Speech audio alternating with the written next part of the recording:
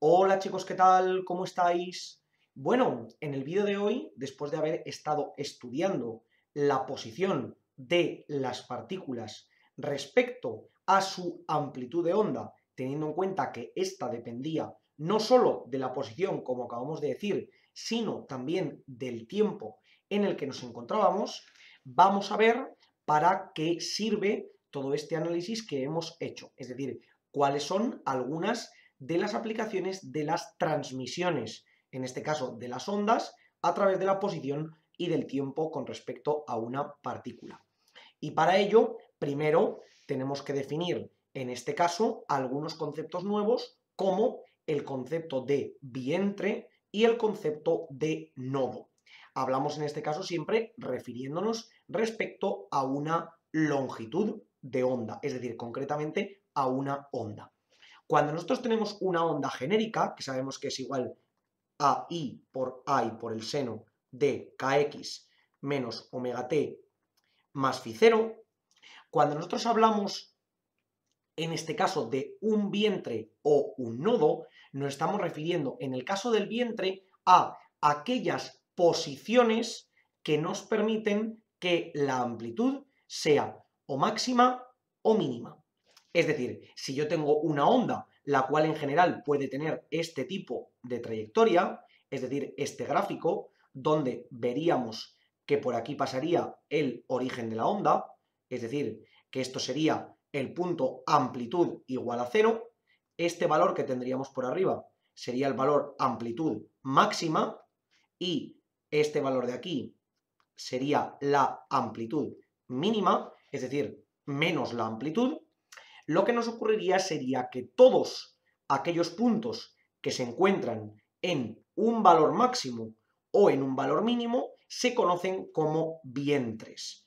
Estos puntos son concretamente los vientres de nuestra onda. Es decir, aquellos valores, ya sea temporales o de posición, que nos permiten determinar que el valor de la amplitud de onda sea máximo o mínimo.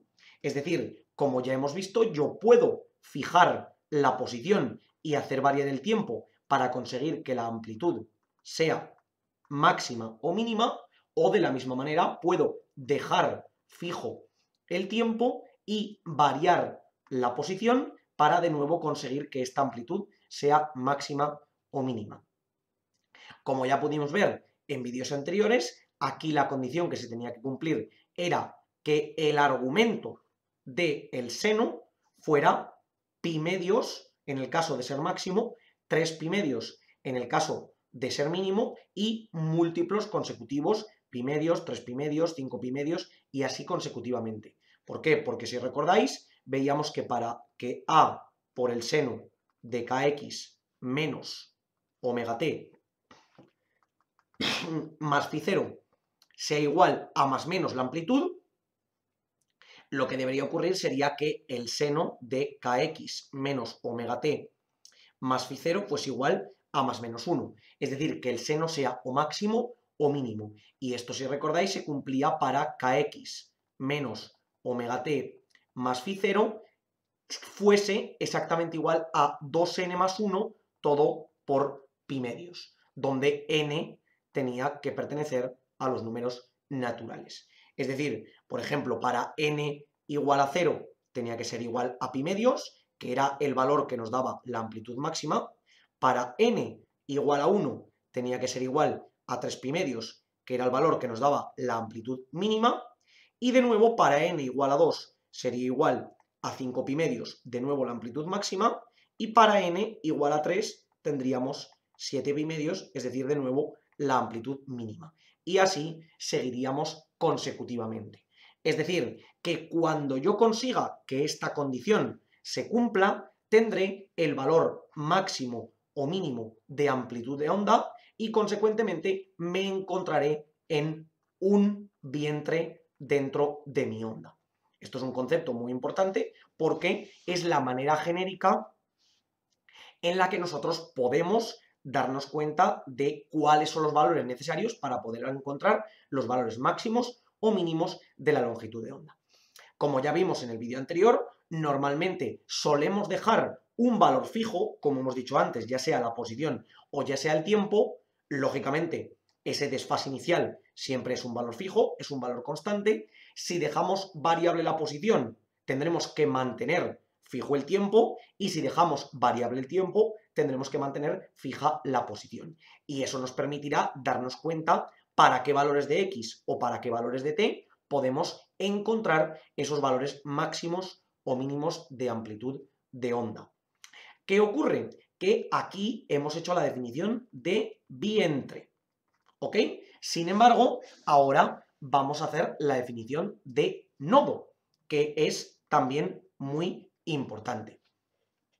A la hora de representar el nodo, lo que realmente estamos diciendo es encontrar aquellos valores para los cuales la amplitud de la onda es estrictamente igual a cero. Es decir, aquellos puntos en los cuales la amplitud de onda corta concretamente a ese eje X igual a cero. Por tanto, la condición que se deberá cumplir en este punto es que la ecuación, en lugar de tener un valor máximo o mínimo, simplemente deberá tener un valor nulo. Es decir, que A por el seno de kx menos omega t más phi 0 tendrá que ser estrictamente igual a 0. Aquí nos da exactamente igual que sea 0 porque vengo de los positivos o 0 porque vengo de los negativos. Es decir, me da igual que yo me acerque por aquí arriba que me acerque por aquí abajo. ¿Vale? Al final voy a llegar a un 0 concretamente. Por tanto, ¿qué ocurre? Que se tiene que volver a cumplir que el seno de kx menos omega t más phi 0 sea estrictamente igual a 0, y para ello tenemos que cumplir esos términos en los cuales el argumento nos permite que esto sea 0. Recordemos que el primer seno es 0 cuando el ángulo es igual a 0, el segundo seno es 0 cuando el ángulo es igual a pi, el tercer seno es 0 cuando el ángulo es igual a 2pi, y así consecutivamente. Es decir, que kx menos omega t más phi 0 tendrá que ser igual a n veces pi, ¿de acuerdo? Y esto lo podemos comprobar de nuevo. Cuando n es igual a 0, tendremos que el argumento será igual a 0 y por tanto nos devolverá 0. Cuando n es igual a 1, tendremos que el argumento será igual a pi y por tanto el seno de pi es igual de nuevo a 0. Cuando n es igual a 2, tendremos que esto será argumento igual a 2pi y por tanto de nuevo nos devolverá un ángulo de 0, es decir, un seno de valor 0. Y así podríamos seguir consecutivamente. Aquí nos ocurre de manera muy similar al caso anterior con los vientres, pero en este caso con los nodos. ¿Qué es lo que yo voy a conseguir? Voy a poder mantener variable la posición de la partícula manteniendo constante el tiempo y darme cuenta para un tiempo determinado y lógicamente para una fase inicial determinada cuál será el valor necesario de posición que necesitaré para que mi partícula cumpla la condición de el primer nodo, el segundo nodo, el tercer nodo y así consecutivamente. Y también podré hacerlo al revés, es decir, podré mantener variable, en este caso el tiempo, con una posición constante y de esa manera calcular cuál será el intervalo temporal o cuáles serán los tiempos que yo necesitaré para cumplir estas condiciones dentro de cada uno de los nodos. ¿Qué ocurre? Que si nos damos cuenta, si yo mantengo el mismo tiempo fijo o mantengo la misma posición fija, esta condición de vientre nodo, vientre nodo, vientre nodo se va a estar cumpliendo consecutivamente. Es decir, que esta condición y, de nuevo, también la condición que teníamos aquí, es decir, la condición de que todo el argumento sea igual a n por pi, o la condición de que todo el argumento sea igual a 2n más 1 por pi medios, se cumplirá para exactamente la misma posición o el mismo tiempo.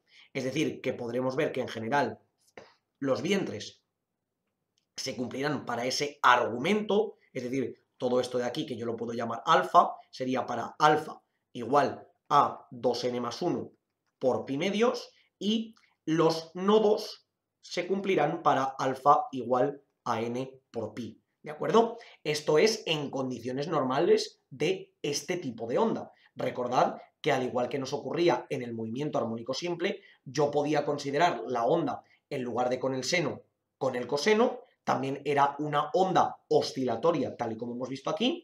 La única diferencia es que tendríamos un desfase inicial que estaría, nunca mejor dicho, desfasado pi medios, de tal modo que habría que regular ese cambio en el ángulo inicial. Pero vamos, al final las condiciones van a ser exactamente las mismas. Lo único que ya sabéis, cuando el seno es máximo o mínimo, el coseno es nulo, y cuando el coseno es máximo o mínimo, el seno es nulo. Por tanto, diríamos que en ese caso las condiciones se invertirían. Pero al final, lo que nosotros buscamos es exactamente lo mismo, que para los vientres se cumpla amplitud máxima o mínima y para los nodos se cumpla amplitud nula.